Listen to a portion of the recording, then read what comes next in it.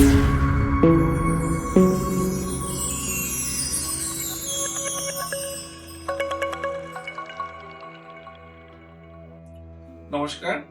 অ্যাস্ট্রোগুরু হিরোকে আপনাকে স্বাগত জানাই।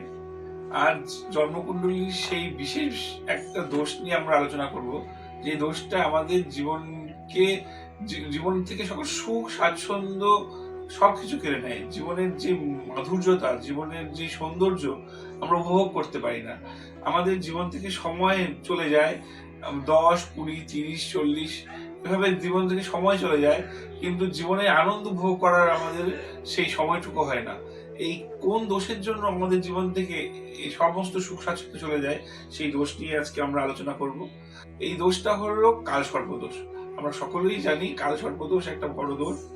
এই দোষটা সাধারণত রাহু এবং কেতুর এমন একটা পজিশন থাকলে জন্মকুণ্ডলীতে কালসর্পদোষ হয়। এই কালসর্পদোষটা হলো এরকম: জন্মকুণ্ডলীর সমস্ত গ্রহ একদিকে চলে যায় এবং রাহু এবং কেতু এক পাশে আসে এবং তার উল্টো সাইডে কোনো গ্রহ থাকে না। তখন আমরা এই দোষটাকে বলি কালসর্পদোষ। এই কালসর্পদোষে যেই খালি ঘরগুলো থাকে, প্রত্যেকটা ঘর এক একটা জীবনের অংশ, সেই অংশগুলোর উপর আমাদের এফেক্ট পড়ে। সেটা বিবাহিক জীবন হতে পারে, আর্থিক জীবন হতে পারে, কর্মজীবন হতে পারে, স্বাস্থ্য হতে পারে। আমাদের জীবনটাকে কালসর্পদোষ তছনছ করে দেয়।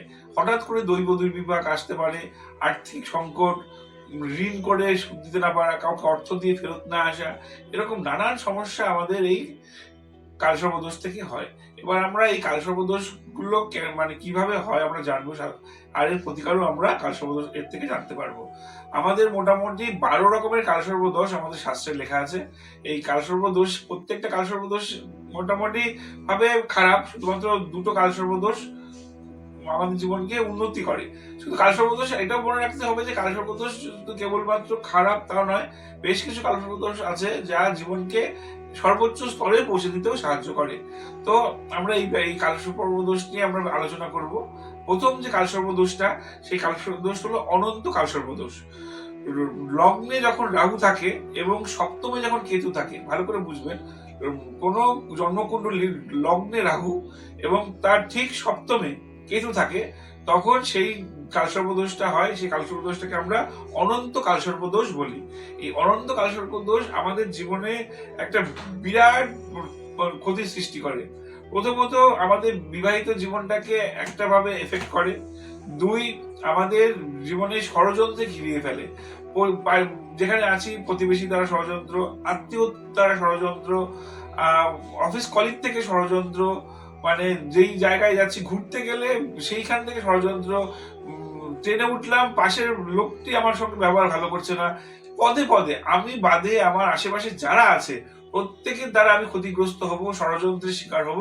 এই কালসর্পদোষ এই কাজটি করে থাকে। এছাড়া এই কালসর্পদোষ আরেকটা করে, সেটা হলো এই কালসর্পদোষ আপনাকে এমন কিছু কাজ করতে বাধ্য করে যে পরবর্তীকালে আপনি আইনি জটিলতায় জড়িয়ে পড়বেন।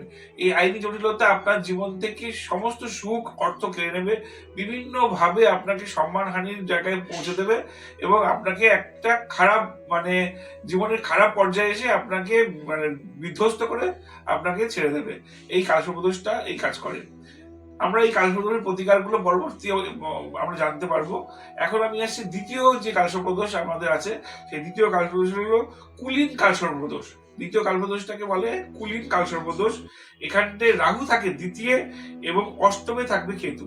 ভালো করে বুঝবেন, রাহু আপনার জন্মকুণ্ডলীর দ্বিতীয় থাকবে এবং অষ্টমে থাকবে কেতু। এই কালসর্পদোষ আমাদের জীবনের মূল যে আঘাতটা আনে সেটা অর্থে আঘাত আনে।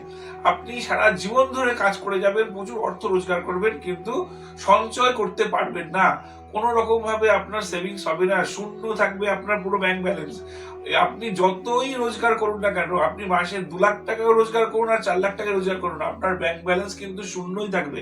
তার কারণ হলো এই কালসর্পদোষ আপনাকে নানা রকম ভাবে বিভিন্ন উপায়ে, আপনি 2 লাখ টাকা যদি আপনি রোজগার করেন, 4 লাখ টাকা খরচ করে রাস্তা অটোমেটিক বেরিয়ে আসবে।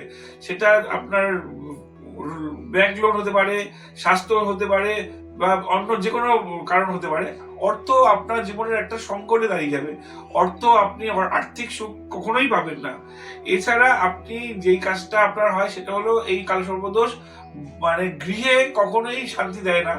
যেই গৃহে আছেন সেই গৃহ ত্যাগ করতে হতে পারে, গৃহ বিক্রি করে অন্য গৃহে যেতে পারবেন, সেই গৃহ সুখ না হলে আবার বারবার যে গৃহ পরিবর্তন, এই কালসর্পদোষ থেকে গৃহ পরিবর্তন হচ্ছে। গৃহে একটা নির্দিষ্ট বাস্তুতে আপনি যে আপনার বৈভব হবে সেটা আপনাকে করতে দেয় না, বারবার ভূমি পরিবর্তন, গৃহ পরিবর্তন করায়। এই কালসর্পদোষ পরপর আমি এই 12টি কালসর্পদোষের কথা বলবো। এই কালসর্পদোষগুলোর পরে প্রত্যেকটি প্রতিকার বলবো। আপনারা মন দিয়ে এই চ্যানেলের সঙ্গে থাকুন। নমস্কার।